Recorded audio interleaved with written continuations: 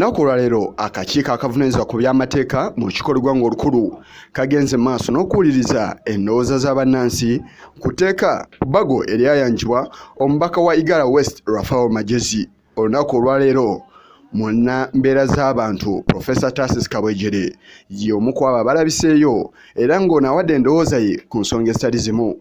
Ono avuddeyo n'akkiriziganya n'ennongoosereza zino n'agamba nti ekyetaagisa akadde kano si kulemesa bantu basusse emyaka 75 kwesimbawo, wabula kiba kyakussaawo ekkomo ku myaka egiteekeddwa okutandikibwako omuntu yenna okwesimba ku bukulembeze bw'eggwanga lino. Ono era avuddeyo n'avumirira n'ekikolwa ekikolebwa abantu abatali bamu omuli abo abawagira okukwata ku nnyingo 102 n'abatagiwagira okwesiba obuwero ku mitwe.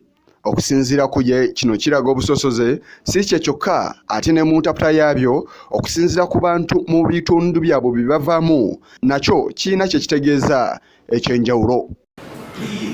We are misguiding our society with labels. So human behavior is so easy to confuse. Human beings are easy to confuse. You wear something red. You know, in parliament, people come and wear things, and people may take these things to be great things when they are externals. What is inside?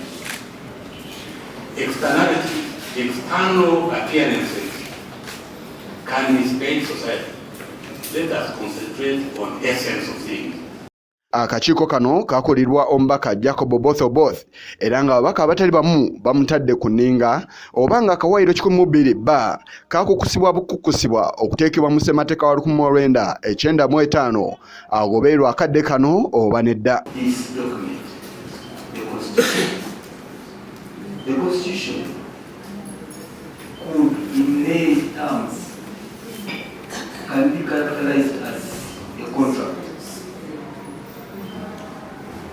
between the leaders and the led, between the people and the various institutions in the country, with clear certainty. Now it is this, from your sociological perspective, that binds the society and community together. Ono avuddeyo n'asaba abakiise okulekerawo okussa ekintu ekimu ku muntu omu n'ategeeza nga kino bwe kijja okukosa eggwanga singa kinaagenda bwe kiti. Ono era avuddeyo n'ategeeza nti akadde kano newankubadde nga bannansi abamu balowooza nti okukola ennongooseza mu ssemateeka tekyetaagisa, wabula buli bbanga eriyitawo waliwo ekintu ekipya ekiba kijja era nga kino kiwa ekyanya abantu abatali bamu okukola ennongooseza mu ssemateeka w'eggwanga. There is no way you can be a president alone and lead the country for these many years. There is no way you can have your ideas and implement them alone. So anybody who thinks that Uganda is Museveni and so on is mistaken. Ate ensonga y'ababaka okuzzaayo ensimbi obukadde 21 ezaabaweebwa kino nno naye akirabye mu ngeri ya njawulo. Waviddeyo n'abambalira n'abategeeza nga bwe batasaanye kulangira nti enkola eno yakubagulirira wabula yakubeera nga batuukiriza obuvunaanyizibwa obw'okwebuuza ku bantu. Okusinziira ku ye ababaka bano balya nnyo enguzi olw'ensonga nti bwe batuuka okwegerekera ensimbi ze bafuna buli mwezi kino nno tebakisimbira kuuli. Because when the figure 29 million comes, it can be 100 million and so on. Consultations, the decision was made to go and consult. So why not enable people to go and consult? Now, if you don't want to consult and you give back the money, that's your choice. But if you are giving money for consultation, then you give it to hospital, you should be accountable. Because that's not what was given for you to give to hospital, in my view. If it was for consultation, if you don't consult, take it back.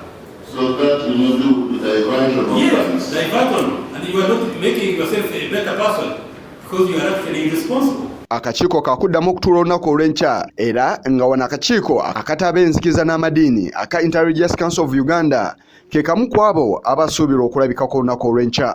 Yisa Kigongo ku lwa Channel 44 Olweggulo.